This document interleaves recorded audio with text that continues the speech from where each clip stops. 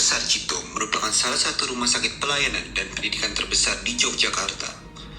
Namun banyak yang tidak mengenal sosok pencetusnya, Dr. Sarjito.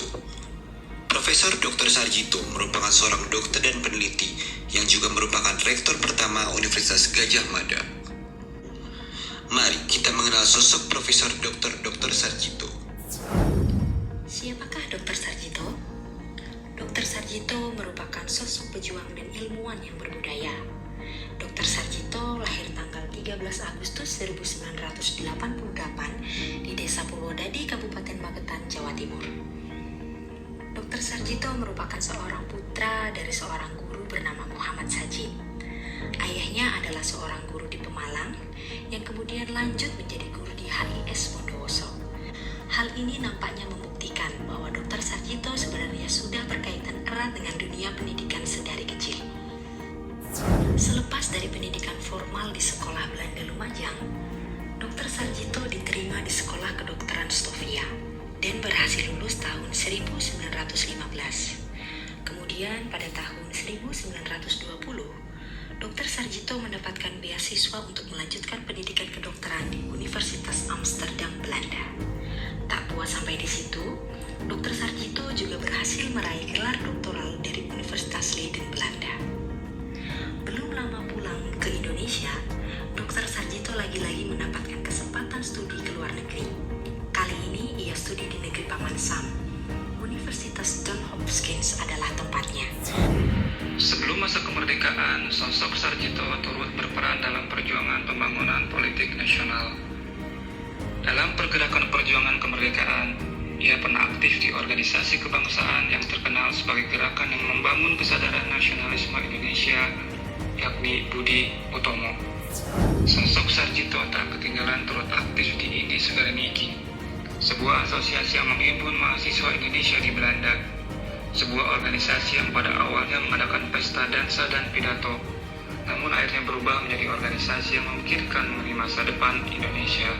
Sarjito berperan dalam mengambil alih Institut Pasteur di Bandung, menyelundupkan peralatan medis dan buku-buku, serta memindahkan berbagai aset penting, salah satunya adalah vaksin cacar. Sarjito juga berperan menjadi tenaga kesehatan, menyediakan obat-obatan dan vitamin, membangun pos kesehatan, serta menjadi pelopor makanan langsung untuk tentara. Banyak peran yang telah dilakukan Dr. Sarjito pasca kemerdekaan. Salah satunya adalah diangkatnya Dr. Sarjito sebagai Rektor Universitas Gadjah Mada. Beliau pula yang menetapkan bahwa bahasa Indonesia harus digunakan sebagai bahasa pengantar perkuliahan. Selain itu, Dr. Sarjito juga berperan dalam kebudayaan Indonesia. Ini terbukti dengan keikutsertaannya di Kongres Eight Pacific Science di Manila, di mana ia memperkenalkan seni pahat Borobudur di mata dunia. Pada tahun 1953, Dr. Sarjito menginisiasi masuknya Indonesia ke dalam Colombo Plan. Beliau juga merupakan Rektor UI Yogyakarta dan memprakarsai terbentuknya Rumah Sakit Pelayanan Sekaligus Pendidikan di Yogyakarta. Karya Sarjito yang bisa kita nikmati saat ini. UGM sebagai pusat pendidikan, Sarjito juga merintis Universitas Airlangga dan Universitas Brawijaya. Rumah sakit Sarjito sebagai pusat pelayanan kesehatan, Kalkusol sebagai obat penyakit batu ginjal dan Kalterol sebagai obat penurun kolesterol. Karya Sarjito pada masa kemerdekaan terbukti adanya vaksin dan biskuit Sarjito untuk membangun pertahanan para tentara. Sarjito juga meneliti terhadap penyakit yang banyak diderita oleh rakyat. Penghargaan yang diperoleh Sarjito: penghargaan istimewa atas pembangunan UGM, berkat jasa pada agresi militer 1 dan 2, Sarjito diberi bintang gerilya dan bintang Mahaputra tingkat 3. Atas jasa-jasa Sarjito sampai saat ini, pada tahun 2019, oleh Joko Widodo, Sarjito diberi gelar Pahlawan Nasional. Kisah hidup dan perjuangan Profesor Sarjito syarat akan internalisasi nilai-nilai bela negara yang dapat diteladani. Yang pertama adalah nilai cinta tanah air.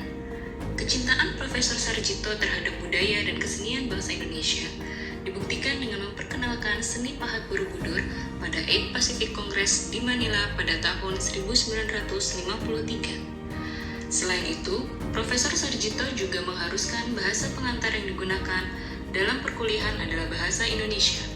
Hal ini makin membuktikan rasa bangga beliau sebagai bangsa Indonesia. Profesor Sarjito juga memberikan kontribusi pada kemajuan bangsa dan negara melalui berbagai penelitian dan penemuannya. Di antaranya adalah vaksin dan makanan langsung bagi tentara Indonesia berupa biskuit Sarjito. Yang kedua adalah nilai sadar berbangsa dan bernegara.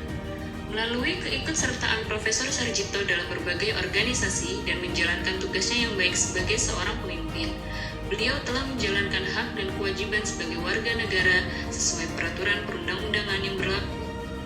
Kemudian, Profesor Sarjito juga menginisiasi ikutnya Indonesia dalam Colombo Plan pada tahun 1953, di mana hal tersebut mendorong terlibatnya Indonesia dalam politik bebas aktif yang dapat dimaknai sebagai pengamalan nilai Pancasila sebagai bentuk internalisasi nilai setia pada Pancasila sebagai ideologi negara.